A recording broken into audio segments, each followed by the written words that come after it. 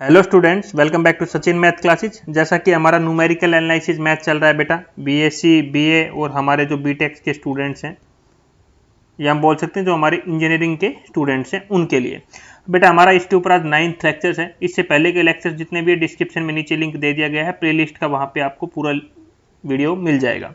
ठीक है।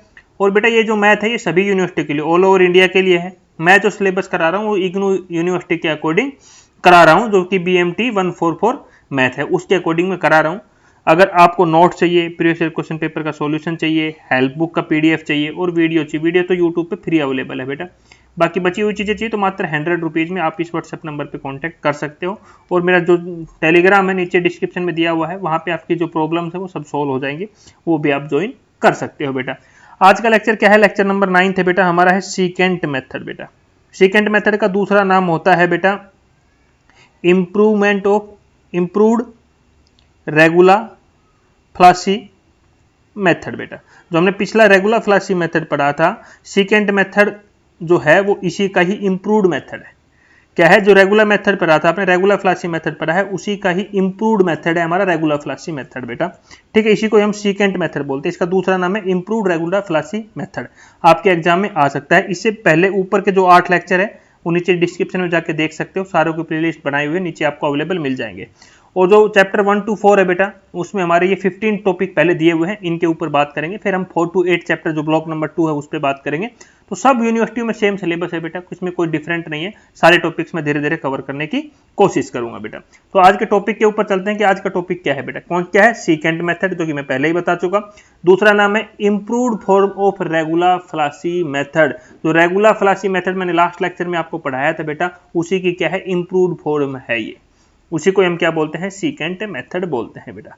सबसे पहले हम क्या सीखेंगे, यहाँ पे हम बिल्कुल वर्किंग रूल थोड़ा सा डिफरेंट, मात्र 1% हमारा वर्किंग रूल से डिफरेंट होगा बेटा। सबसे पहले मैं आपको हर लेक्चर में बताता हूँ, fx = 0 हमारी कोई भी एक गिवन इक्वेशन रहेगी बेटा। क्या है? ये गिवन इक्वेशन रहती है, इक्वेशन नंबर 1, ये हर क्वेश्चन में गिवन है बेटा। फिर मैं आपको दो चीजें बताता था बेटा, एक तो f ऑफ a निकालना था, a एंड b की वैल्यू फाइंड करनी थी, जो कि हमारे इंटरवल्स रहते हैं। तो मैं सिंपल से बताता था कि fa हमारा लेस देन 0 होना चाहिए, fb हमारा ग्रेटर देन 0 होना चाहिए।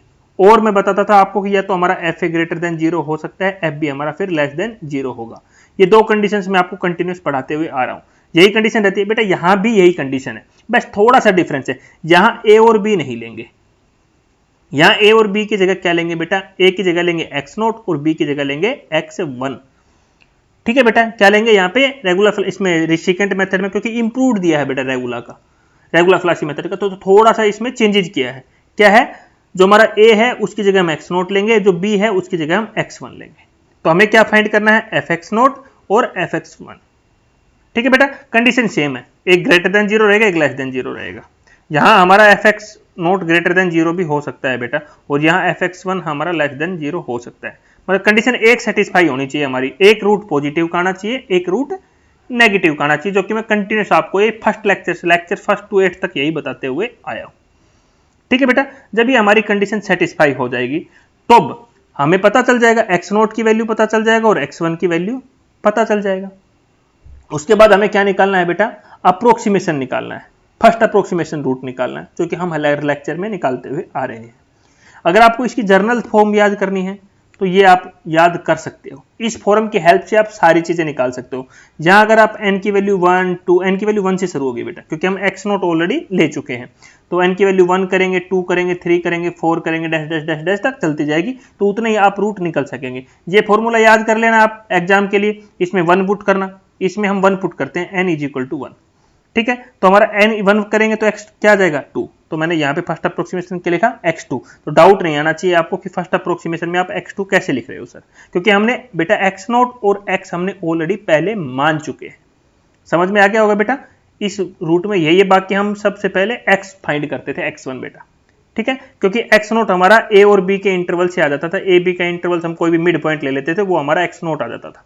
तो पहला हमारा हमेशा क्या आता था? x1 आता था। लेकिन इस फर्स्ट अप्रोक्सीमेशन में पहला हमारा क्या आएगा बेटा? x2। जब हम इस जर्नल इक्वेशन में n = 1 पुट करें तो यहाँ क्या आ रहा है? x2। यहाँ 1 - 1 बेटा कितना हो जाएगा? 0, x0। यहाँ fx 1 हो जाएगा हमारा, fx 1 लिखा हुआ है देखो। उसके बाद माइनस का साइन, यहाँ x1 हो जाएगा, यहाँ पे x1 लिख दिया। या F X N minus one, एन की वैल्यू कितनी है 1 माइनस 1, तो एक्स नोट हो जाएगा यहाँ पे। नीचे देखो एन की वैल्यू कितनी है 1 पुट करो या 1 माइनस 1 0, आ गया फॉर्मूला बेटा। अब पुट कर दो, ये हमारा क्या आ जाएगा बेटा x2 आ जाएगा, फर्स्ट अप्रोक्सीमेशन रूट इसकी वैल्यू आ जाएगी। उसके बाद हमें क्या करना है बेटा, फाइंड करना है fx2। क्या करना है, जो फंक्शन हमारा गिवन रहेगा, जो फंक्शन fx गिवन रहेगा, मान लो हमारा क्या है x square plus x given है, तो वैल्यू x2 के आगे 2, तो हमें क्या निकालना है f2 निकालना है यहाँ पे। तो पुट कर देंगे 2 का स्क्वायर प्लस 2, तो मतलब 4 प्लस 2 6 आ जाएगा। उसके बाद हम सेकंड अप्रोक्सीमेशन पे जाएंगे, तब हम n की वैल्यू क्या पुट करेंगे 2, क्या पुट कर देंगे बेटा 2 वैल्यू हम पुट कर देंगे n की इस इक्वेशन में, तो हमारा फॉर्मूला बनेगा ये बेटा। ठीक है बेटा, समझ में आ रहा है। तो हमारा ये x3 क्या आएगा, सेकंड अप्रोक्सीमेशन रूट आ जाएगा। फिर हम क्या निकालेंगे fx3, जो ये वैल्यू x3 की आएगी, ये इस फंक्शन जो गिवन इक्वेशन 1 है इसमें पुट करेंगे तो हमारा fx3 आ जाएगा। ठीक है, उसके बाद यही प्रोसेस है x4 third fourth fifth six, इस इक्वेशन को जर्नल फॉर्म को याद रखना। इसमें n की वैल्यू 1 2 3 4 पुट करते जाओ, जो पहला रूट आएगा बेटा वो हमारी x0 की वैल्यू रहेगी, दूसरी रहेगी वो x1 की वैल्यू रहेगी, और हम fx0 और fx1 की वैल्यू तो हम निकाल ही सकते हैं क्योंकि आपने जर्नल पढ़ा हुआ है बेटा। यहां तक मेरे हिसाब से सबको क्लियर हो गया होगा। अब मेरे 3 क्वेश्चन है जो आपके एग्जाम में आए हुए हैं बेटा, वही ले लेते हैं हम लोग। यहाँ पे पहला क्वेश्चन का स्क्रीनशॉट मैंने लेके यहाँ पे आपके सामने पुटअप किया हुआ बेटा। सबसे इक्वेशन तो हमारी सबसे पहले इक्वेशन दी हुई है, गिवन इक्वेशन मैंने जो कि बताया था हमारा फर्स्ट रहेगा। हमें सबसे पहले इंटरवल फाइंड करना है बेटा। कुछ क्वेश्चन में इंटरवल दे देता है, कुछ में नहीं देता, इसमें नहीं दिया तो आपको इंटरवल फाइंड करना है। इंटरवल कैसे फाइंड करना है, कंडीशन मैंने बताया था, fx इज इक्वल टू 0 1 हमारी इक्वेशन 1 रहेगी। उसके बाद हमें f यहाँ क्या निकालना है, x0 और x1 की वैल्यू निकालनी है, ना कि a और b की। हमें ये नहीं निकालनी है, हमें क्या निकालनी है x0 और x1 की वैल्यू।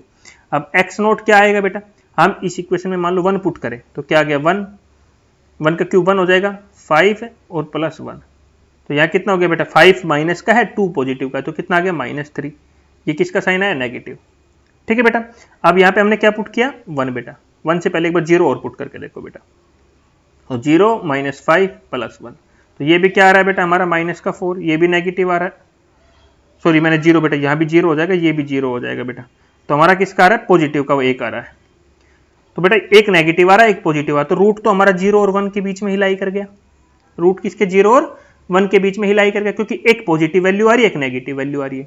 तो x0 की वैल्यू हमारी 0 हो गई और x1 की वैल्यू हो गई 1, क्योंकि x0 हमारा छोटा होता है बेटा, तो हमारा 0 छोटा रूट है, तो x0 की वैल्यू 0 और x1 की वैल्यू 1, यही मैंने यहाँ पे लिखा हुआ है।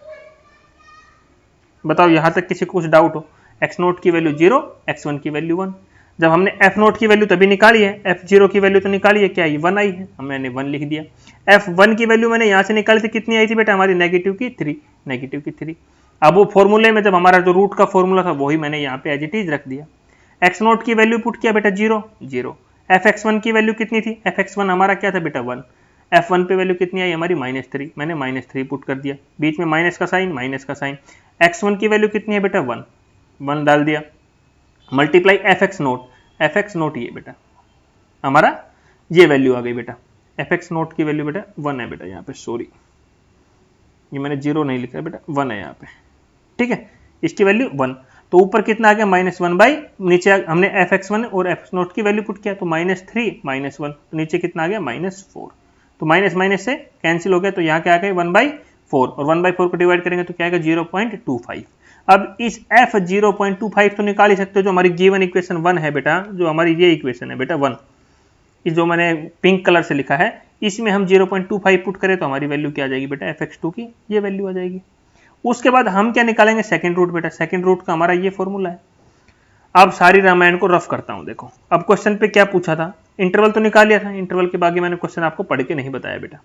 उसके बाद taking the end point of the interval as initial approximation perform 2 iterations, मतलब हमें कितनी फॉर्म तक को कितने रूट्स निकालने हैं बेटा, 2 रूट निकालने हैं, वो भी किससे, सीकेंट मेथड से। आपके क्वेश्चन में गिवन फॉर्म दी हुई थी बेटा। ठीक है बेटा, अब ये वैल्यू आ गई यहाँ पे हमारी सिंपल सी, इसमें सारी वैल्यू fx2 की वैल्यू तो आपके पास है ही, x1 की वैल्यू आपके पास पहले से दिया हुआ है 1 है, x2 की वैल्यू आपने निकाली है, x2 की वैल्यू हमारी 0.25 है, सारी वैल्यू इस फंक्शन में पुट कर दो बेटा। तो सारी वैल्यू पुट करेंगे तो हमारा ये रूट आ जाएगा सेकंड 2 ही रूट हमें क्वेश्चन में निकालने के लिए बोला गया था। बेटा आपके लिए मैं बहुत ही मेहनत कर रहा हूँ, प्लीज़ आप चैनल को सब्सक्राइब कर लेना, वीडियो को लाइक कर देना बेटा, और अपने दोस्तों के साथ शेयर जरूर करना बेटा। ये रिक्वेस्ट है बेटा, बहुत ही मेहनत के लिए आपके लोगों के लिए पहले क्वेश्चन पेपर सेट करता हूँ, फिर आपके क्वेश्चन पेपर के क्लिप्स यहाँ पे ऐड करके फिर क्वेश्चन को सोल्व करके फिर आपके लागे वीडियो लेके आता हूँ। और कुछ बच्चों के कमेंट आते हैं कि सर आप ये सब कुछ तो लिख के आते हो बेटा। बेटा लिख के इसलिए आता है कि आपके क्वेश्चन एग्जाम में जितने भी क्वेश्चन आए हैं ना बेटा, उनको मैं ज़्यादा से ज़्यादा आपको सोल्व कराने की कोशिश करता हूँ, क्योंकि पूरा मैथ कैलकुलेटेड मैथ है बेटा।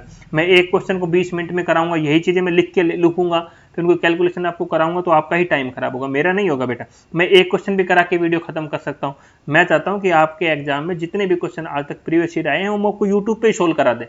आपको ना तो नोट्स बाई करने का रिक्वायरमेंट पड़े। नोट्स बाई किस लिए करते हैं बेटा? नोट्स बाई इसलिए करते हैं कि मान लो मेरे एग्जाम के 20 डेज बचे, बहुत सारे डिस्टेंस वाले स्टूडेंट हैं जो कहीं ना कहीं जॉब करते हैं, उनको नोट्स का रिक्वायरमेंट पड़ता है बेटा। वो वीडियो देखते हैं, सेम टाइम अपना टिक करते रहते हैं, साइड में पढ़ते रहते हैं, उनको लिए नोट्स का रिक्वायरमेंट होता है बेटा, ठीक है। वरना नोट्स मत बनाओ, नोट्स आप मेरी वीडियो के साथ साथ अपनी नोटबुक बनाओ, उसमें बनाते रहो। और मैं प्रॉमिस करता हूँ बेटा, आप इग्नू के अगर स्टूडेंट हो और मेरी ये वीडियो अगर BMT 144 की मैथ की वीडियो देख रहे हो, तो मैं खाली 0-2 मार्क्स के क्वेश्चन को छोड़ के सारे क्वेश्चंस आपके यूट्यूब पे कराऊंगा। और जो भी इग्नू का स्टूडेंट है या बाकी यूनिवर्सिटी का, अगर सिलेबस सेम है बेटा, अप्रोक्सीमेट सबका सेम ही है, तो मैं बोलता हूँ 80 में से किसी भी स्टूडेंट को 65 से कम नंबर नहीं आएगा मेरी वीडियो देखने के बाद। तो ये बात आप याद रखना। बस पढ़ते कैसे हो आप, जो चीज़ों को सोचने का तरीका कैसा होता है वो आपके ऊपर डिपेंड करता है। नेक्स्ट क्वेश्चन के ऊपर बात करते हैं बेटा। हम सेकंड मेथड का यूज करना है to determine the root of the equation cos x minus x e की power x is equal to 0। Take the initial approximation, x0 की वैल्यू हमें दी हुई है 0 लेना है, x1 की वैल्यू 1 दी हुई है, मतलब 90% प्रॉब्लम तो सोल्व ही हो गई बेटा। परफॉर्म टू इटरेशन, 2 रूट निकालना है बेटा। गिवन वैल्यू पता है यार, अब तो फॉर्मूला ही बताया हमारे पास, फॉर्मूला की हमारा ये पहला फॉर्मूला रहता है फर्स्ट अप्रोक्सीमेशन का, ठीक है। x0 की वैल्यू पता है, x1 की पता है, अभी हमें fx1 की निकालनी है बेटा। fx1 क्या है हमारा, ये हमारा fx1 है और ये हमारा fx0 है बेटा, क्योंकि 0 हमारी नोट पे वैल्यू है, fx1 पे वैल्यू 1 है।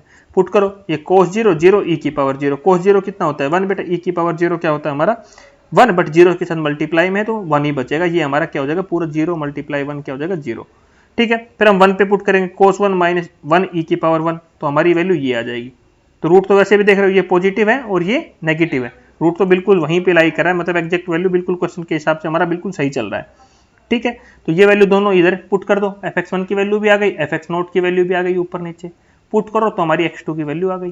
फिर उसके बाद हमें क्या फाइंड करना रहता है बेटा, fx2, जो ये वैल्यू आई है, ये वैल्यू हमें जो गिवन इक्वेशन 1 है बेटा, ये हमारी जो इक्वेशन 1 गिवन है इसमें पुट करते हैं तो हमारी वैल्यू fx2 की आ जाएगी। उसके बाद हमें क्या निकालना है बेटा, सेकंड रूट निकालना है। सेकंड रूट निकालना है तो हमारा फॉर्मूला ये होता है बेटा, fx2 की वैल्यू आपने निकाल ली, fx1 की वैल्यू पहले है हमारे पास, तो पुट कर दो यार। fx2 की वैल्यू यहाँ क्यों निकलवा रहे हैं, क्योंकि आपको आगे रिक्वायरमेंट्स पड़ रही है, तो सारी वैल्यू पुट कर दो। पुट करते ही हमारा आंसर बेटा x3 की वैल्यू आ गई। बस इस मेथड में बेटा आपको बस ओनली यही 2 ही इटरेशंस हमें क्वेश्चन में निकालना था। इस मेथड में दिक्कत क्या है बेटा, कि बस आपको वो एक जर्नल फॉर्मूला याद करना है, उसमें n की वैल्यू 1 2 3 पुट करते जाओ और क्वेश्चंस को सोल्व करते जाओ। अगर वो आपको मेथड याद नहीं हो रहा है nx की वैल्यू, तो मैं भी आपको एक तरीका और बता देता हूं बेटा। मान लो ये x2 है बेटा, हमारा पहला रूट है, याद रखना, ये बात आपको याद रखनी पड़ेगी।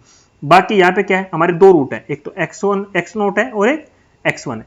सबसे पहले छोटे वाला root x0 as it is लिखा, जो दूसरा फंक्शन है उसका फंक्शन पे निकाल दिया, फिर हमारा ये x1 का तो निकल गया, फिर हमारा x1 एज इट इज लिखेंगे क्योंकि फंक्शन पे x1 निकाल दिया, अब इसको एज इट इज लिखेंगे, फंक्शन नोट पे निकाल देंगे। और हमेशा नीचे में से बड़ी वैल्यू में से छोटी वैल्यू माइनस होती है, तो बड़ी वैल्यू क्या है हमारी x1 है, छोटी वैल्यू क्या है हमारी x1, दोनों के फंक्शन से माइनस कर दो। सिमिलरली ऐसे ही चलता है, x3 में भी यही है, उसमें 2 रहेंगे हमारे, यहाँ रूट क्या है, एक तो हमारा x1 हो जाएगा और एक x2 हो जाएगा, दो ही बीच के दोनों के साथ ही तो रहेगा। तो x1 as it is, function x2 पे निकाल दिया माइनस का साइन, अब x2 एज इट इज ले लिया, फंक्शन निकाल दिया x1 के ऊपर, नीचे बड़े में से छोटा माइनस कर दिया।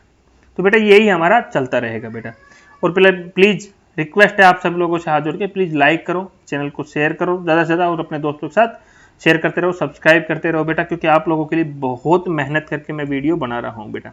नेक्स्ट टॉपिक क्या है बेटा, नेक्स्ट टॉपिक आपका देख मैं थोड़ा सा बताना चाहूँगा आपको, भागना मत वीडियो छोड़ के। नेक्स्ट बेटे हमारा सिंथेटिक डिवीजन मेथड है बेटा। बेटा ये हमारा 2 मार्क्स में भी आया हुआ क्वेश्चन है, तो थोड़ा ध्यानपूर्वक सुनो, और 5 मार्क्स में भी आया है क्वेश्चन है।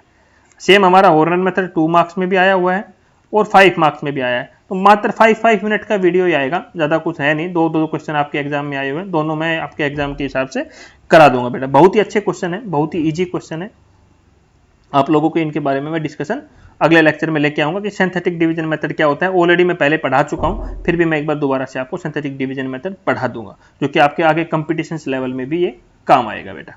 ठीक है, तो नेक्स्ट लेक्चर से आपके सारे प्लान से आपके सामने दिख रहा है। 10th 11th 12th 13th 14th 15th lecture तक आपके सामने प्लान है। 15th लेक्चर जैसे ही कंप्लीट होगा, मैं आपके सामने आगे लेक्चर्स के फिर दोबारा से ऐसा ही चार्ट एक प्रोवाइड करा दूंगा बेटा। ठीक है, थैंक यू बेटा।